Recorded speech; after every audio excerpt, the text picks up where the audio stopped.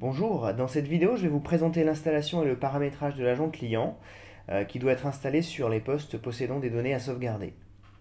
Alors avant d'installer le logiciel, soyez sûr que vous avez auparavant créé un profil utilisateur sur le serveur de sauvegarde que nous allons exploiter maintenant. Cette opération est décrite dans les précédentes vidéos, donc n'hésitez pas à les consulter si besoin. L'installateur va se lancer, je clique sur suivant, j'accepte les termes du contrat de licence. Alors, sachez qu'on peut choisir trois types d'installation. Le client standard, donc avec interface, qui permet à l'utilisateur de maîtriser de manière autonome la création des sauvegardes, leur exécution, la restauration de fichiers, etc. Le client léger, ici, qui lui ne permet à l'utilisateur que de restaurer des documents, la création et la gestion des sauvegardes étant effectuées depuis le serveur. Et ensuite, le client léger sans interface, qui n'installe aucune application de contrôle, le paramétrage et la restauration de données devant être impérativement réalisés sur le serveur. Donc dans cette vidéo, je vais installer le client standard car c'est la distribution la plus complète qui mérite le plus d'explications. Voilà. Je clique sur suivant. Les fichiers sont copiés.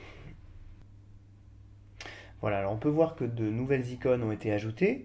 D'abord une icône dans la zone de notification ici, et aussi des raccourcis sur le bureau qui vont nous permettre de lancer le gestionnaire de sauvegarde et de restaurer des fichiers. Alors je vais lancer le gestionnaire de sauvegarde. Le logiciel nous prévient qu'il n'est pas configuré, donc on va le faire maintenant. Alors il y a deux choix possibles, soit première installation ou réinstallation. Alors le logiciel sera dans les deux cas paramétré, mais dans le second cas, les sauvegardes existantes seront automatiquement verrouillées pour éviter qu'elles puissent être exécutées et que les données sauvegardées puissent éventuellement être écrasées par erreur. Bon, de toute façon, nous, c'est la première fois qu'on installe le logiciel, donc on clique sur suivant.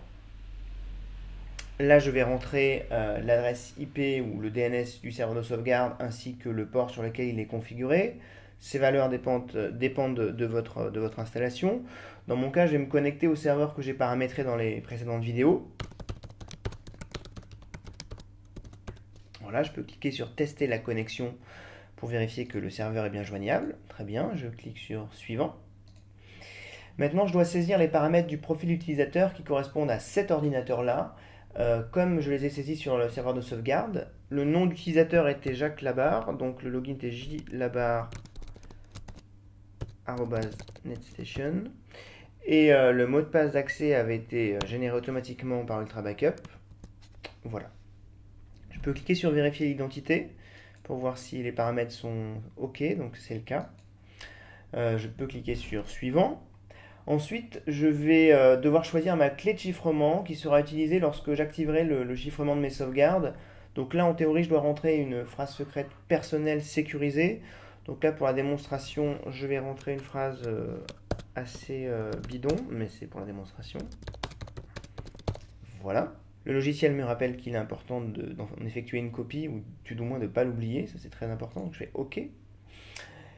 Ensuite, je dois choisir si et comment je pourrais recevoir mes rapports de sauvegarde qui contiendront un résumé complet de l'exécution de mes tâches. J'ai trois choix possibles. Soit je ne souhaite pas recevoir de rapport, soit seulement ceux qui contiennent des erreurs, soit tous les rapports, et je saisis mon adresse email en dessous.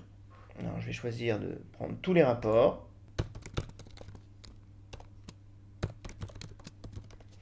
Et je clique sur suivant. Alors ensuite, je peux maintenant choisir un disque sur lequel placer mes sauvegardes locales, puisque l'agent client permet en supplément des sauvegardes sur le serveur d'effectuer de la copie automatisée de fichiers sur des disques durs ou des clés USB. En l'occurrence, j'ai branché une clé USB que je sélectionne dans la liste. Voilà, sauvegarde. Mais si vous n'en avez pas ou si vous voulez choisir un disque plus tard, vous pouvez cliquer sur le bouton « Ne pas sélectionner de disque maintenant ». Moi, je vais cliquer sur suivant. Enfin, vous pouvez maintenant paramétrer rapidement une sauvegarde à exécuter tous les jours en cochant des éléments à sauvegarder dans la vue et en sélectionnant la case sauvegarder automatiquement ces éléments chaque jour. On va passer cette étape maintenant car la création de sauvegarde fera l'objet d'une vidéo particulière. Donc voilà, je clique sur suivant et je reclique sur suivant et le logiciel va être paramétré.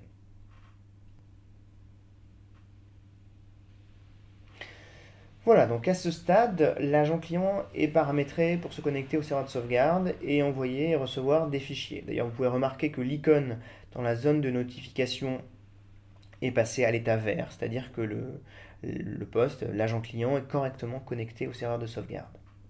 Cette vidéo est terminée. Dans les prochaines vidéos, on va découvrir le gestionnaire de sauvegarde et comment créer de nouvelles sauvegardes. À bientôt!